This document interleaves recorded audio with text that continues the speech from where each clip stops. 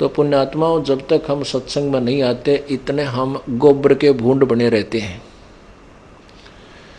गोबर का भूंड देखा होगा आपने, ना देखा हो तो बताता हूं। एक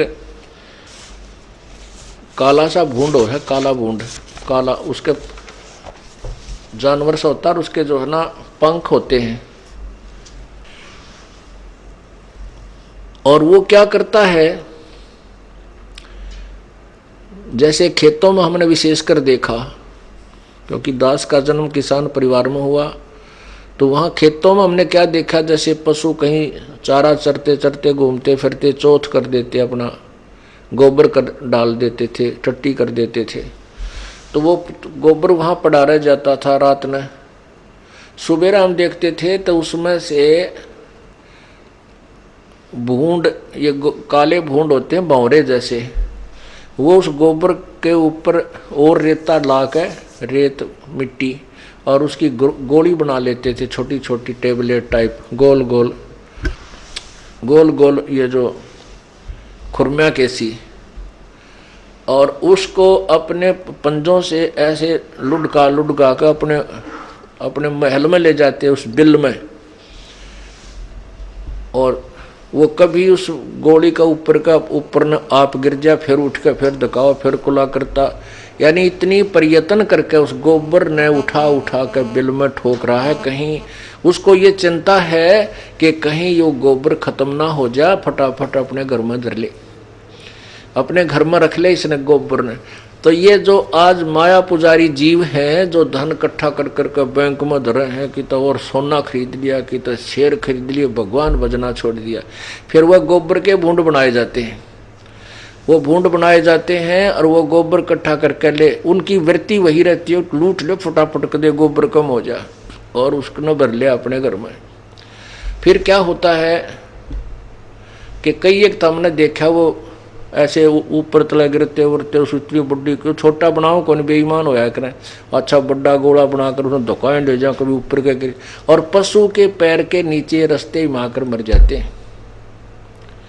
अब वो गोबर वहां से ढो रहा था, वहां इकट्ठा कर दिया, वो ना उसका काम आया और वो मर गया बीच में।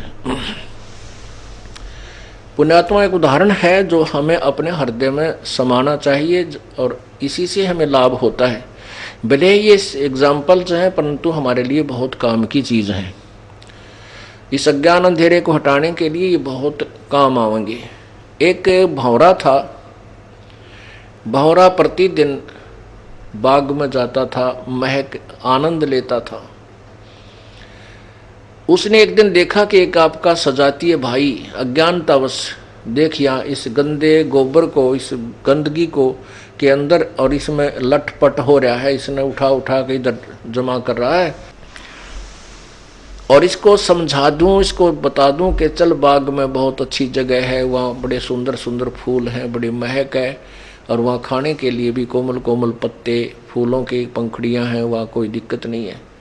तो अपने मित्र वो भूंड के पास बैठ गया भंवरा, और कहने लगा, भाई आजा तुझे बाग में ले चलूं, और वहाँ ऐसे ऐसे ठाठ है, ऐसे ऐसे महक आती है, वहाँ ऐसे ऐसे सुगंध है, पता नहीं कितनी वहाँ खुशियाँ हैं, अच्छी छाया है। अब वो भूंड कहता, भाई मेरे काम में बाधा ना कर, मुझे काम करने दे, तू अपना काम कर, तू होता है निठल्ला, तेरे को काम तो है नहीं, बकवाद भाव है, रोज बाग में जाता है, और मुझे समय नहीं है, और मेरा बहुत काम पड़ा, दे कितना गोबर यो चौथ पड़ा, इसको मैंने अपने घर रखना उठा उठा के। अब उसने एक दिन कहा, 2 दिन कहा, 3 दिन कहा, वो भूंड नाराज तो होया को नहीं, क्योंकि मित्र था, कहने लगा, भाई मेरे पास समय नहीं है। लेकिन उसको कुछ दिनों के बाद उसके अंदर से जो भंवरा बाग से आता भी, उससे मिलता, जाता भी मिलता।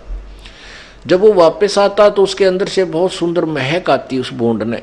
तो कुछ देर वो बैठने लग गया छोड़ के उस गोबर की डली ने, और फिर ये कह देता, भाई समय नहीं है, बात है तेरी ठीक है। कहने का भाव ये है कि एक दिन उसने स्वीकृति दे दी, चल भाई तू रोज कहता है तो आज तेरे बाग ने भी देखा हूं, बगीची ने। उस भूंड ने कहा, बौरे ने कहा, भाई तेरे काम ने मैं करवा दूंगा बाद में आके न, यदि कोई काम में तेरे को दिक्कत आती है, भाई कोई हानि है तो मैं पूरी करवा दूंगा, तेरी मदद करा के तेरे शेष काम ने कल मैं पूरा करवा दूंगा, तुम मेरे साथ एक बार चल पड़े। अब भूंड ने सोचा भाई ये तेरा मित्र भी है और तेरे काम की पूर्ति करवा भी देगा, क्योंकि ये झूठा आदमी नहीं है। तो उसने सोचा कि ले चल आज तेरा बाग ने देख का हूँ। तो वहाँ चला गया उसने, क्योंकि अभी तक तो गंदगी में माथा मारे था। वहाँ जाकर देखा बगीचे में तरह तरह के सुगंधित फूल खिले हुए। अब भौरा भी अपने अलग से फूलों पर महक ले रहा है और भूंड जाकर बैठ गया एक फूल पर। उसने तो पहली बार देखा था ये आनंद, और उस फूल पर इस ऐसा बैठ गया कि उठना जल्दी नहीं करा उसका।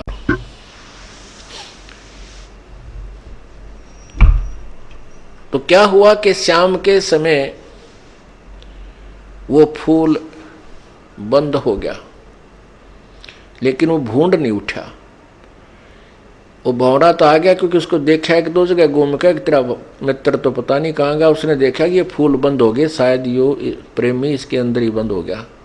और कुछ ऐसे फूल होते थे उनमें बराबरों से पंखड़ियों के साथ से हवा आती रहती थी, वो भौरे मरते नहीं। तो उसने देखा कि आज जो फूल इस बगीचे में है ये बंद तो कर लेंगे लेकिन यहाँ मरेगा नहीं, तो सुबह देखूंगा इस ना के। तो सुबह क्या देखा कि वहाँ माली आया और वो फूल तोड़ ले गया जिसमें वो बूंद था। उनको पता होता है कि ये सुबह तक खिल जाएंगे। तो उसने क्या किया कि वो बाजार बेच दिया, उसको लेकर गए। उस दिन राजा का कोई समारोह था और राजा के कोई लड़का हुआ था, राजा के महल में उसको डाल दिया गया, मतलब ऐसे आदर के साथ कहीं सजावट के स्थान पर लगा दिया। फिर थोड़ी सी देर के बाद वो जब उनका काम पूरा हो गया उसको उठा करके दरिया में बहा दिया। पूजा के काम में लिया गया था, फिर वहाँ दरिया में बहा दिया और वो बूंद उस फूल में बैठा। वो फूल तो खिल चुका था, बूंद ना उठा और वो फूल बहता हुआ जल में जा रहा है। तो वो उसका मित्र भौरा ढूंढ रहा, उसने भाई कित गया, तो डब्बी मर गया तेरा, आज मित्र खो गया, घर वाले भी कुटेंगे का अच्छा ले गया तू उसको सत्संग में बाग में और वो खो दिया तने। उस चिंता में इधर उधर घूम रहा था, उसने देखा कि भाई ये फूल को कहीं प्रयोग हुआ है तो दरिया में डाला करें, धार्मिक लोग ही ले जाते हैं। तो वो दरिया के ऊपर घूम रहा था, उसने फूल के ऊपर वो बूंद देखा। ने बोला मित्र आ जाए तो उठ ले इस पर। पौरा ने बूंद बोला रहा, बोल रहा मत आनंद सा रहा है, छेड़ा ना, यहीं पर रहने दे मुझे। वो बोला डबी भगत मरेगा तो इसमें डूब के और दरिया में आ गया, आजा तू उठ और बाग में चलेंगे दूसरे में। फिर वो उठ कर उड़ा और बाहर आया। तब उस भौरे ने बताया कि बोल मैं के झूठ बोला करता भाई। उन्होंने बोला नहीं आप तो कति ठीक कहा करते।